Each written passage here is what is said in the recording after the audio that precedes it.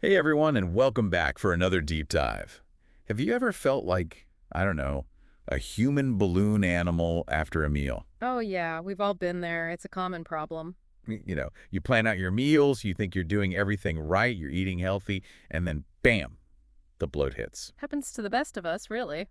So today, we are diving deep into 8 foods that can help combat that dreaded bloating. Yeah, foods you probably already have in your kitchen. It's all about making smart choices, right? Exactly.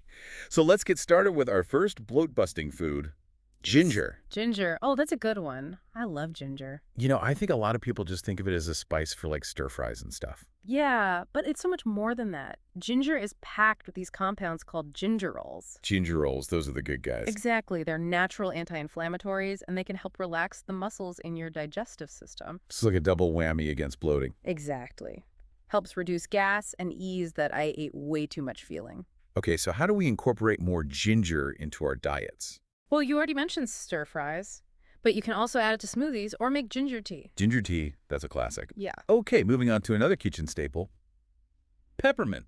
Ah, peppermint. So refreshing. Yeah, and a lot of people pop a peppermint after a meal for fresh breath. Sure, or to settle an upset stomach. But it can actually help with bloating too, right? Absolutely. Peppermint contains menthol, Okay, yeah, menthol. which, similar to ginger, can relax those gastrointestinal muscles. So no more cramps or spasms. Exactly. It really helps things move along smoothly. So peppermint tea after dinner. Got it. Now this next one really surprised me. What is it? Pineapple. Pineapple. Interesting. I wouldn't have thought of that one for bloating. Me neither. I just thought of it as like a sweet treat. Yeah, pineapple slices, smoothies, maybe on pizza if you're feeling adventurous. Okay, maybe not on pizza, Yeah. but yeah, I get it. But I guess it has some hidden powers, huh? It does. Fresh pineapple contains this special enzyme called bromelain. Bromelain. I've never heard of that. It's pretty cool. It helps your body break down protein more efficiently. Oh, interesting. So if you're feeling bloated after a big steak dinner, maybe some pineapple for dessert is a good idea. Exactly. It can help prevent that heavy, full feeling you sometimes get after a protein-rich meal. Okay, so we've covered ginger, peppermint, and pineapple. What's next on our bloat busting list? How about cucumbers? Cucumbers. Yeah. Really? I mean, I know they're like 90% water, Yeah, they're incredibly hydrating, which is super important when it comes to beating bloat. so they flush things out, basically. Pretty much. Cucumbers can help flush out excess sodium. Oh, right. Because sodium makes you retain water. Exactly. Plus, cucumbers also contain an anti-inflammatory compound called quercetin. So another 1-2 punch against bloat. You got it. Okay, what about yogurt? Is that good for bloating? Yogurt can be a great option, but there's a catch. You have to look for yogurt with live and active cultures. Ah, the probiotics. Exactly. Those good bacteria are essential for a healthy gut. And a healthy gut means good digestion. Precisely. So having yogurt with live and active cultures can really make a difference. Okay, I'll make sure to check the label next time I'm in the grocery store. Yeah. What about fennel seeds? I've heard those can help with gas. Fennel seeds are a fantastic natural remedy for gas.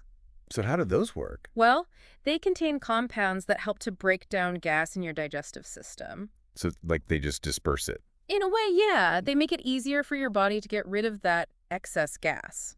Interesting. So how do you actually use them? You can chew them after meals, add them to recipes, or even brew them into a tea. Fennel tea. I'll have to try that. Okay, we're on a roll here. What about oats? Those are pretty healthy, right? Oats are a fantastic source of soluble fiber. Fiber's always good, right? Absolutely, especially soluble fiber. But why soluble fiber in particular? What's so special about it? It acts like a sponge in your digestive system. A sponge. Okay, I'm intrigued. Yeah, so it absorbs water and adds bulk to your stool, which helps regulate digestion. And keeps things, moving. Exactly, which can help prevent constipation-related bloating. Okay, that makes sense. We've got one last food to cover. What's that? Asparagus.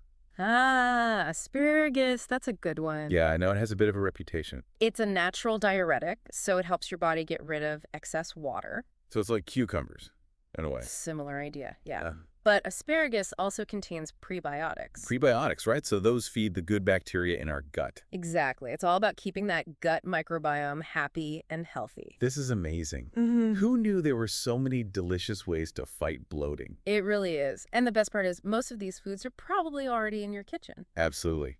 It's a great reminder that we can make simple changes to our diet and feel so much better. I think it's really empowering to know that. It is. So listeners, what are some of your favorite ways to incorporate these bloat-busting foods into your meals? Yeah, we'd love to hear from you. Leave us a comment below. And don't forget to subscribe to the Deep Dive for more fascinating explorations into topics that matter to you. We'll see you next